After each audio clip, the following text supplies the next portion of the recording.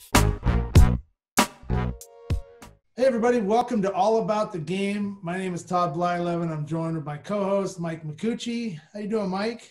Todd, what's up there, partner? How are you? Good, man. You're a proud papa this week, aren't you? You got that big smile. Before we even dive into anything, I want to hear about Dylan. I want to hear all about Dylan, his weekend, because you couldn't dial it up any better than what he did. Dude, he had a t-shirt weekend. I mean, 8 for 9, home run, 2 triples, like 3 doubles, 2 singles. I mean, he was hitting everything they threw at the plate, and he was so excited.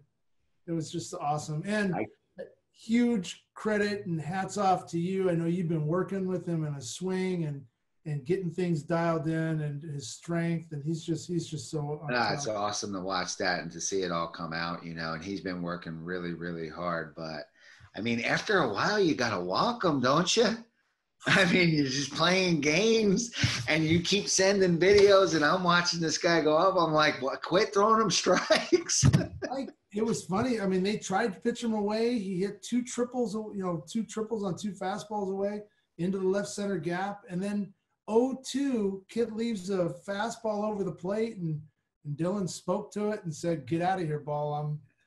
It was awesome. I know, it was really good. And I know we were talking a little bit, before we jumped on and started the show, but to see the development, from when he first came into the facility to, being able to go out and really play in his first weekend and then just use the whole field and not be stuck to one side of the field. It was just really fun to watch him do that. Yeah, I think he had a base hit to left, a single through the 5-6 hole. He absolutely turned on a fastball inside. Second baseman didn't even see the ball. He was really in cloud 9 in terms of just being up there, being comfortable, hitting that soft front foot and, really using the leverage to rotate. It was nice to see him take that and put it into his game. And yesterday we were talking, him and I went fishing. He said, maybe it was because of the break, like he forgot the bad habits. And then he started with some good habits with you and carried it over. So yeah, that's a great point too. I mean, the break has put us in, and we're going to, get into this in a little and during the show, but the break is putting us in really this unprecedented time where it's not just the off season. They're just sitting around doing nothing. So yeah, if you had some bad habits, maybe that's a good way to look at it too. Yeah. Did you catch anything? Pardon? Did you catch anything fishing? Oh man, no. Cade spoiled us. Take us out, throw us to a pond where like there's these 9-foot bass, and that they train to like attach their mouths to the guy underneath is hooking them on your hooks in the scuba suit. Yeah, there's a little guy in a boat. Yeah. Yeah. No, it was nice. It was just some father-son time, and it was just getting out. We threw, our lines in, and it was cool, man. I look back at him, and I'm just watching him fish, and you just see the growth and the maturity in him. So it was just really cool to watch. Pretty awesome. Yeah, we had fun. So we have Alan Russell coming on today. Alan was one of my trainers back in the day and is at Baylor Scott White now with their new sports therapy center. Just a really intelligent guy when it comes to speaking about the kinetics and training, and I'm excited for you to meet him. Yeah, no, I think I got some questions, just overall health, youth health, how to protect these kids coming out of, like we just talked about, they're sitting around doing nothing. So I'm really interested to hear what he has to say. And I think we're starting to really see a different mentality when you're talking about trainers and nutrition and strength coaches and doctors, and it's just the mentality about the education and preventing injuries, and not just, kind of they're off to the side and you only go there when you kind of are hurt. But, this is, I noticed it really started when I was with the Angels. And and how everybody was involved in kind of the developmental process of the player, from the strength coach to his nutrition to, the trainers, to the movement patterns, to all these things. So I think it's going to be a really good show. I think so too. And you hit it right on the head. Back in the day when we were playing, or even when, my dad was playing, you try to avoid the training room, and now it's such a vital part of your overall growth. So yeah, I'm excited to hear what Alan has to say, and hopefully he'll give us some feedback or some things to look for too, as the players are getting back out on the field, and talk about some maybe small injuries and how to deal with those. So, yeah, that'd be great. Yeah. So we've got Alan waiting on the in our little waiting room here. So let's get this show started.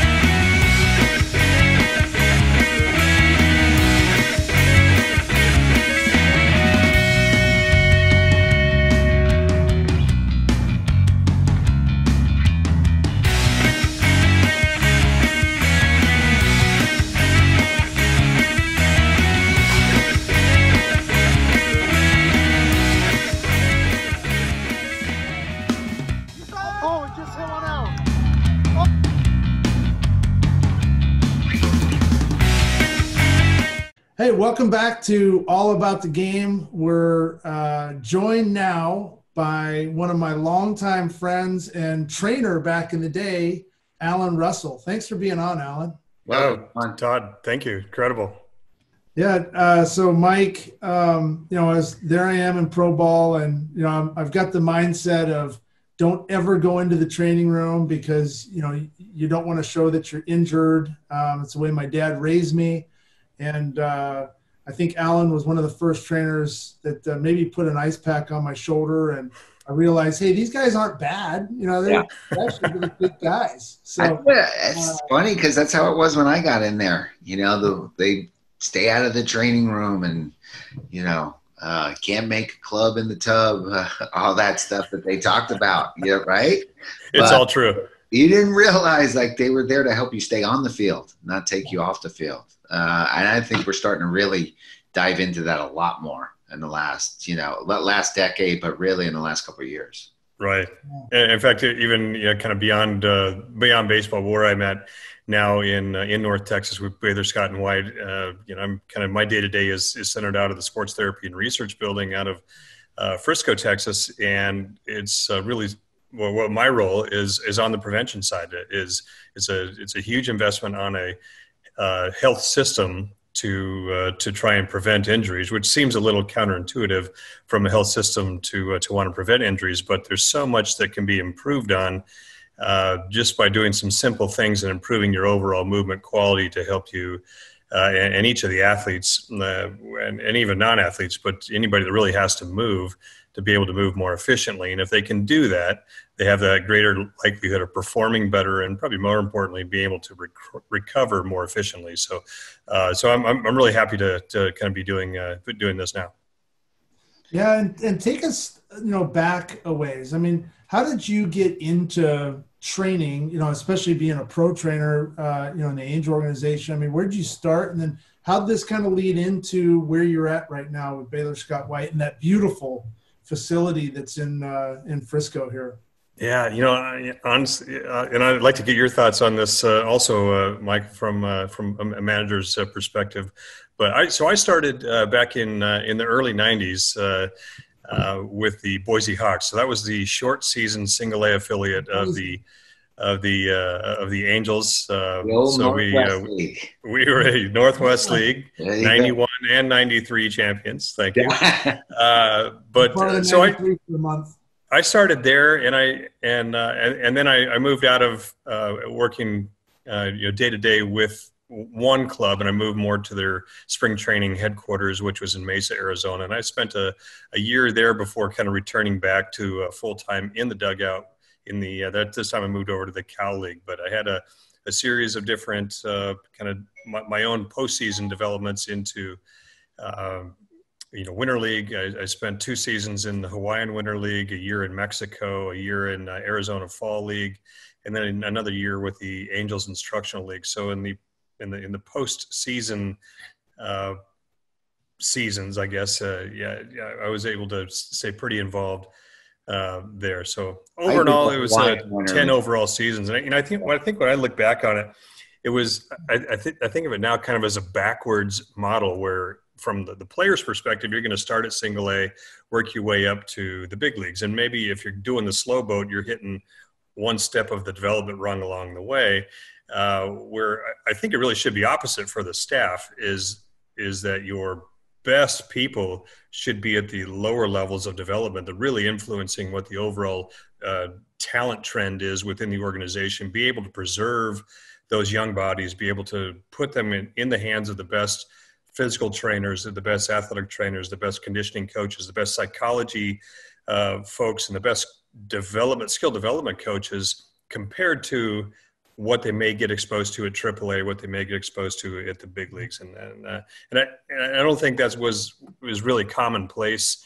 Even, when I started back in the early 90s, it certainly wasn't the way things were done.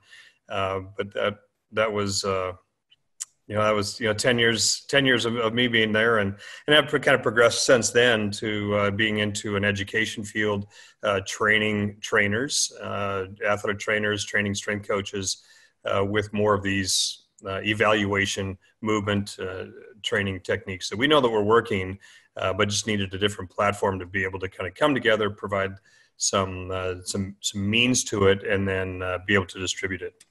Yeah, when I first got to the Angels, after being with Texas for a while, and this was in 2012, but it was the first time that I was with them, and I was in spring training, and Mike Scioscia, they were talking about a player or whatever, and it was the first time the manager of the team had the trainers and the strength coaches talking about their skills and their movements and what they needed to do. And it was like everybody was involved in the whole process. And it was the first time I saw it. And Scioscia, Scioscia's history speaks for itself, and he was always kind of a pioneer and ahead of the curve in a lot of different areas. But I feel like that's where baseball's at today. And they're kind of starting to, and he was probably there 10 years before everybody else, with just understanding that, if the body's not going to move a certain way, or, then we have to get them in the hands of the trainer,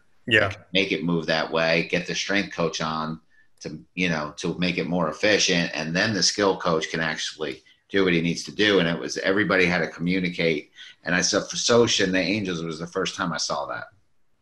Well, I think what we're starting to get a better appreciation for nowadays, Michael, is that the cost to develop new talent all the way to the big leagues is a hefty price for every organization to pay, and you can't waste those opportunities. And that's, we're talking about now, the small percentage of youth baseball players who excel at high school, maybe excel in college, and then finally get into their opportunity to go pro. But the survival of the fittest mentality, that really no longer works. It's not an effective strategy for talent development and perseverance, to get to the big leagues, or as high as you can go. There are many things you can do to help evaluate just their overall movement quality, and be able to align then exercises to help to improve their movement quality. Not really, my role would not be to affect their skill acquisition, but what I do try to help them with is help them move better. And you guys would know as coaches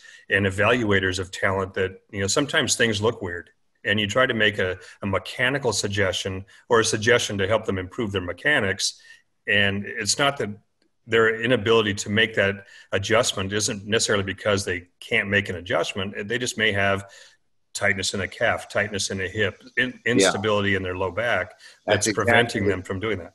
Yeah, and that's exactly what we kind of noticed when I first got over there. Is that was the thing. They're trying to get him to make a certain move. He can't do it. It's not because he's stubborn or doesn't have aptitude or whatever, and they were really good at digging in to find out, was it, something with his back? Was it something with his, whatever body part it could have been. So I thought it was just, like I said, way ahead of his time of doing stuff like that.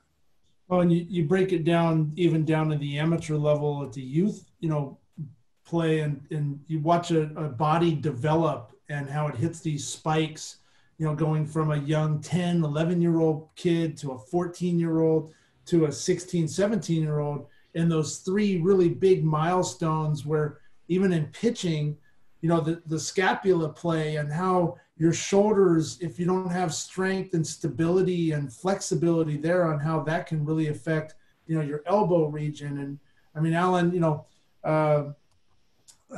we talked a lot about that stuff, but where do you see, I know that what you guys are doing with sports therapy, you hit on it right on the head, where you said, most people think of a hospital as somewhere where you go for injury, but you guys have an outreach program to where you're working with local high schools and organizations on how to educate. But what are you seeing at, the 14-year-old kid that's got some tenderness, in that epicondylitis area, the elbow, and you see all the, they do these scapular movements and one's clicking in the back and everything else. What's kind of your biggest advice there, and what are you seeing in trends of therapy? Well, there's a number of ways that we could go with that, Todd. But I think in a couple of things really to take away for your listeners are, number one, pain in any area isn't an isolated event. And even though you may feel it in the elbow, on the inside of a right elbow, likely there's some influence of the shoulder that's also involved in that, and also some influence in how the trunk and the core are able to transfer those forces, rotational forces, through the lower body, through the trunk, and relate them to the shoulder. So if the elbow is kind of where the feeling is, there's usually other areas that can be improved, which will improve the overall feeling of the elbow. I mean, you would be able to identify somebody who is, leading with, a different hand position or a different elbow in front of the body position that would indicate to you as the coach, maybe we need to make some adjustments here. But usually what we're finding, particularly in the adolescent athlete, is that there is definitely a connection between the upper extremity and the trunk, also to the lower extremity. So we want to look at a much broader picture there. Secondly, I get the question a lot: when should we go see a doctor? When is it bad enough? When do I need to somebody, and when should I just hang with it because my kid's just developing, and they should work out of it, right? Well, in some cases they do. Like my go-to, I guess I would kind of define that in really two ways. Number one is if there's pain that persists for more than 2 weeks. Number two is if the pain seems to worsen with activity and is starting to limit your participation in activities. And those are ways where you would want, particularly with that adolescent who at the growth plate level, they would use a medical term there called apophysitis. Epicondylitis would be right here on the inside or the outside of the elbow where your flexor tendons big words, Alan. Attach. But you would you would see something that you would want to clear out, I guess, the involvement of a growth plate, because a growth plate disruption that then alters proper bone growth, and bones grow from the ends; they don't grow from the middle. And at the ends of the bone, that's where your tendons and ligaments are also attaching, that are helping to provide stability and movement to the body. And particularly with the upper extremity, when a kid can throw 80 miles an hour, I'll just make up a number. When they can throw 80 miles an hour at the point of ball release, the hand is going about 85 miles an hour. And so from the point of ball release to where the arm, finishes through the follow through phase and finishes down up across the opposite hip, they only have really a split second to go from 85 miles an hour to 0. And that's a tremendous amount of force that they have to handle. And I think that is going to be one of the challenges I would forecast coming out of this long layoff that we're having now and the kind of emerging into the post-pandemic training environment. I would suspect to see a lot of soft tissue related pains and strains. That takes us into our next point because I'm coaching a team here in the area, a 16 and under team. And one of my comments as we were starting to come out of the pandemic and being allowed to work out was to make sure that they were running a lot. They started running because you're definitely going to see a lot of I made a comment to the parents, you're going to start seeing a lot of soft tissue injuries early if we're not prepared with running and throwing and doing a lot of these other things. We talked about it on our show earlier, Todd and I, when we were talking to Tim Bogar about just the soft tissue injuries and some other things. So that would be a concern of mine because we're in a time that it's not just coming out of a normal off season. You're coming out of sitting at home, doing nothing, no recreational activities at all. And now these kids are jumping right into it. I got a call from a parent the other day, a 13-year-old kid throws on back-to-back days, and I was like, I just couldn't believe it. Like why I told him to make sure that, he's really got to stay on top of the coach because it's the first tournament of the year, and we're throwing back-to-back days. We didn't even throw back-to-back days in the minor leagues. Yeah. You got to like double A because we were so scared of putting a kid in that type of thing. So can you talk to us a little bit about how we can protect our young players? Well, good question. I think there's when you have a long layoff, and even if it's a normal layoff, but in this one it really is not normal because like you said, they've been sitting at home. They haven't had even access to city parks. Everything has been closed down for them to even just do basic stuff. Todd, I guess I'm thinking back to when we were both in the Hawaii Winter Baseball League out of Hilo, and for the entire month of October it rained, and we had 14 consecutive rainouts. But they're in those facilities that we didn't really have access to even just go out and throw. So it was every time was like starting over and trying to season your arm. So, but I think after these layoffs, a few things that you would expect to see is that there's going to be a lack of endurance or a loss of muscle endurance and just overall conditioning. So I think to your point of having that recommendation where they start running, is a way to build. It's not sport specific fitness per se, but it does help to create a good energy level maintenance platform for them to kind of go back. So that's a good base for them. So coming out of the layoff, you're going to have loss of coordination. So we mentioned earlier that link between the lower body, the trunk, and the upper body. What pitching really is, I look at it as a one-legged event.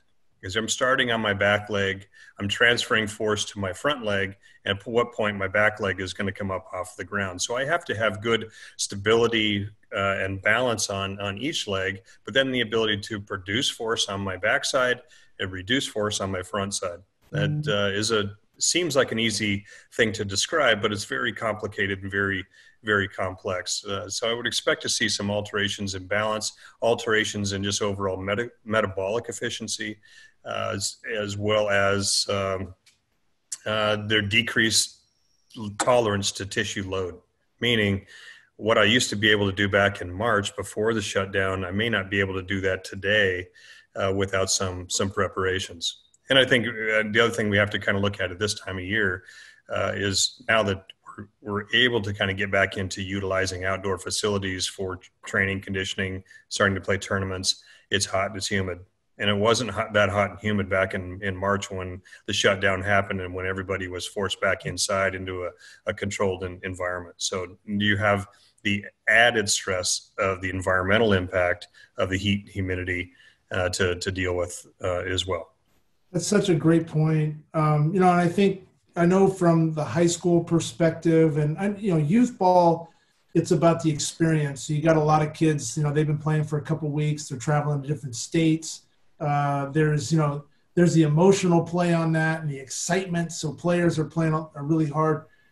Back this up before COVID started, I know like for Dylan, for example, at the 16U level, or Mike with your coaching, you got a lot of college coaches now coming out. But because of this, college coaches, the dead period got extended to August 1st. I think it's a great situation for our amateur high school athletes to really take their time, develop their game, develop their bodies, like what you're saying, get used to the environments. And, to Mike's point and that 13-year-old coming back to back, it's really up to the coaches to make sure that they're following that protocol too. Because, yeah, we're trying to, promote our kids. There's videos. I'm taking video of Dylan. I'm doing these things, but I really want him to get his at-bats, get his body back. So come August 1st, when the gates open per se, we're ready, but it's a long-term plan, opposed to a short sprint. Yep. Yeah. And being able to support the developing adolescent with their changing dietary and hydration needs. Now there are some good guidelines on hydration levels and being able to maintain those. We see the research would say a simple change in body weight as one way to measure your hydration levels. If you weigh yourself in the morning and you weigh yourself after your tournament, if there's a change in more than 2% of overall body weight, then that would equal enough hydration to raise, at least in my community, it would be enough of a change in overall body weight to raise some flags. So certainly something to look at in that regard. And that's not very many pounds when you weigh 100 pounds or when you weigh 150 pounds. Yeah. And then there's the kid that, grew 7 inches in the last year.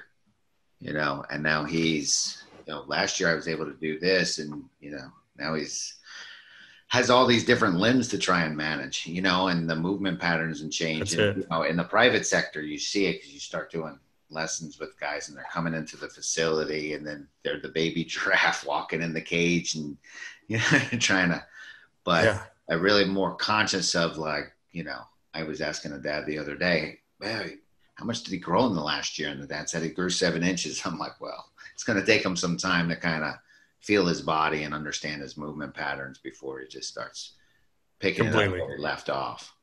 And Alan, it's all really good and very, really important for our audience to listen to and hear, and the kids, the players themselves. What are your thoughts on post-game, kind of rehabilitation to get your arm? So you're playing on a Friday, maybe you pitch a few innings, you throw 60 pitches, you play third base too, or you play in the outfield. What are your kind of recommendations on go home, sleep, ice? What do you suggest for players right now with what we've been talking about to kind of get their arms back to where they can throw a ball again on Saturday? So you bring up the using the ice bag, and the ice bag or just ice therapies they have really kind of run the whole gamut from being, no, you have to do this. This is what everybody has to do, to where then I would start to see, kind of as the years would evolve, guys were wearing an ice bag, but then also on an exercise bike. So they were like creating internal heat, but they're trying to cool it down on their shoulder. And that really didn't make sense to me, but that's one of the things that I saw, to where now the overall perception of ice is it's kind of a personal thing, and you either like it or you don't. And there's evidence to support use of it or not the use of it. And so I kind of can leave it up to that. You'll try it if you want to, but there seems to be good recommendations either way. The other thing that I would suggest that each parent or each kid have is a foam roll. Those round foam rolls about 6 inches around, and I like the foam as opposed to something that's much more readily available to a baseball player, which would be a baseball. Baseball it's very hard, it doesn't compress, and it has a very small surface area compared to the size of the muscle you would be using. So I really like the foam roll. They're portable, they're light, and they're going to help to when they lay on them in different areas. One area would be here in the front part of the pec, another one back part of the shoulder where you're going to get the lat and the rotator cuff, and then also right at the mid back where you get some muscles of your scapular stabilizers, but also it helps to provide some extension of the thorax, your thoracic spine. That's a part of the spine where your ribs come out of. That has a tendency to get kind of locked down in this forward position. And so any kind of exercise that helps them to expand the chest and be more vertical is a good thing. That's awesome. And you guys, kind of going into that and segueing from this education piece, you guys at the sports therapy there do this outreach that I mentioned earlier with different high schools. So how did that start, and what do you guys do with local clubs and high school programs, college programs? I mean, who are you guys working with? Well, so I think one of the biggest outcomes that we're trying to get out of this program is just, number one, the realization that not everybody can come to see us in Frisco, Texas on a regular basis. And we want to be able to take those programs and services that are being utilized at a high level with high level athletes, and be able to reposition them in different aspects of the community, not only just in the athletic community, but also in corporate worksite wellness, and also with first responders, with fire and police, and city workers that are like public works folks that all have the same kind of rudimental goal of, I need to move better to perform better. And each of those communities would kind of define performance in their own way. So we work with club sport teams, with high schools and whatnot, more on the youth sports. But some of the things that we would do is we would come. We would be able to provide some movement quality screening, which is probably number one. That if you don't know what to fix, then you're just kind of throwing darts. You really don't know what to specifically address from an individual standpoint. And even though there are the same positions on baseball, there's different tendencies that I think you would find within each of those positions from a movement standpoint. And for the most part, unless you're the switch hitter, switch thrower, which there really aren't those, you would expect to see some movement patterns that develop by the nature of the dominance of that pattern. For example, the one-sided, the right-handed pitcher who's always going to be following through kind of towards their low and left side, or the left-handed hitter who's always kind of doing the same repetitive motion over and over and over. We want to be able to provide some cross-training, but before we just address the training aspect, be able to identify what is it in the way that you move normally, in the way you would go up and down stairs, the way you would sit in and out of a chair, the way you would walk. What is it that it makes you you? And are there some things that are not as efficient as they could be? And once we know those, then it's pretty easy to be able to recommend a 10-minute program of some simple stretches, simple exercises to help restore more symmetry to the body so that they're able to accentuate their performance training. And go out and have fun playing the game they love. Yeah, that's the whole point of it. Yeah. The screening process isn't something that really takes that long. I sat through one of them and listened to it, and it's a fairly quick process, isn't it? Yeah, it would take us a minute and a half per player. Yeah. Wow. Yeah. So I think that's interesting. Like, you talk about screening the players to find out their movement patterns and putting them through like a couple different motions that they would have to do and how they would perform these motions for our listeners out there to understand, like, this screening doesn't take really long to really start to identify where they move well and where their deficiencies are. That's right. And it's a non-invasive process. So, I don't really have a video to share of what it is, but it would be nothing more complicated than you standing in front of me, Mike, with your arms overhead. I would ask you then to do a squat, like sit down into a chair. And what I'm looking at is, when you do that, I'm not looking to see can you or can't you do it. I'm looking to see, what do your feet do? What do your knees do? How do your hips move in relation to all of that? And can you maintain stability of your shoulder blades, which would allow your arms to stay straight forward? When your arms fall forward or they shift to one side or the other, that starts to kind of give me an indication of what things we need to address from a corrective exercise or a self-help program, what things are too tight, what things are too relatively weak, and provide the right exercises so that each of the players is going to get an individualized program. Yeah. Yeah. And I know that not everybody, like you mentioned, can be in the North Texas area. We've got listeners all over the country, maybe even the world, Mike. Maybe the world. Maybe. But, this is all really good education, and we'd love to have you back on, Alan. Throughout the summer, and just touch on kind of where the athletes are. If you could be our medical expert from Baylor Scott White and sports therapy. But I do have to say that I had shoulder surgery a while 5 months ago. Yeah. And Mike and Alan introduced me to Dr. Worrell, which is the Mavs orthopedic surgeon, and had my surgery there at the Sports Therapy and Research Center, which is an amazing complex. Had my rehab there with Jared, and Alan just kind of held my hand all the way through it. So I appreciate it, Alan, very much. I can lift my arms and I can do this again. So, but it was first class in terms of, like, if you get a chance to just go over and see that facility, I mean, go over there. It's right across. That's right at the Star. Yeah. Where the Cowboys are practicing. It's gorgeous. Right in Frisco. So if you get a chance, and the Star's an amazing place, but yeah, I hear, and then that facility is unbelievable. Yeah. So, but Alan, thank you so much for being on the show today. This was really educational. Again, I'd love to bring you back on periodically, even if it's for a 10-minute throwdown, just on some injury updates and things that can help our. Absolutely.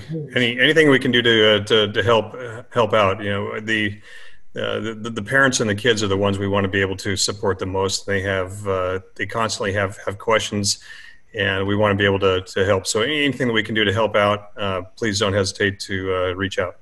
Yeah, and is there a website yet built where player or families can go to get information on how to get screened, or any of this information you've been talking about with the outreach programs or anything else? Yeah, absolutely. I'll send that to you separately, Todd, and maybe in the show notes you can just attach a link there. Yeah, I'll run it right over your head. Yeah. I'm not that good at editing, so I wouldn't know how to do that, but I'll trust that you'll be able to get it where it needs to go to help everybody out. You got it. Thanks, Alan. Thanks for all the information. And like you said, it's about the kids and the parents having the best information to put everybody in a healthy position. But thanks for coming on. It is. All right. Thanks, guys. Appreciate your time, and thanks for having me.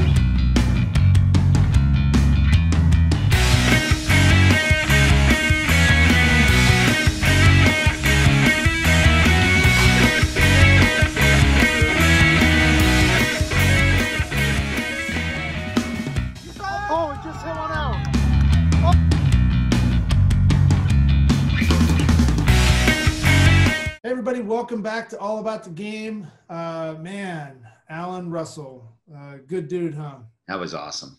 Yeah, that was really good. Very, very educational.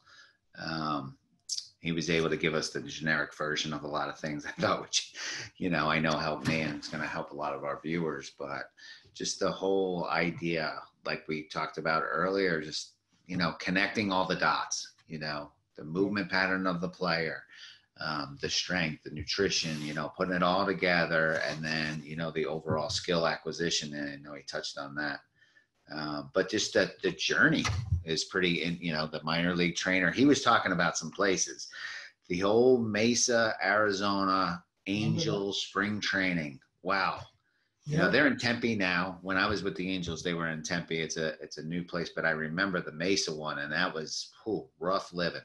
That was my first spring training complex. Yeah. Right in the Orange Grove right there. Right in the Orange. Yeah. We used to have to go run through those neighborhoods. And yeah, I think when you walk into the clubhouse, your training room, your weight room was about the size of probably an average living room now. Yeah. And then you had 4 tables for your training room. And then you had this big open area with all, remember? And you got your showers and all that stuff. But now, for 180 players. Exactly. Yeah. And 4 tables for 180 guys. Yeah. You get your lunch and you get a little sandwich and an orange or whatever, and, go out and sit on the field and eat with your pals. But totally. Times have changed. Yeah. But that place at the Star. Whew. Oh yeah, incredible facility that these players now have an opportunity to go train at. But also too, I like how there's online education for these athletes, and it's not if you're not in this area or you don't have a facility like that where you're at, that there are resources to help you out. So pretty cool. There's information out there. If you really want it, you can go find it, and that's a great resource. Yeah, definitely need to have him back on the show. Yeah, definitely. I think, he's excited to be a part of this. And, we had a chance to talk about even bringing on some other experts from Baylor Scott White to talk about, growth plate issues. If we've got some families that are dealing with those things, or muscle strains, anything. So, yeah. But, well, Mike, it was a good show. And, I think this was episode 7 for us. So congratulations. We made it. Rolling now. Yeah. Yeah. All right, partner. Have a good one. We'll talk next week. All right, buddy. Thanks a lot. All right. Bye-bye.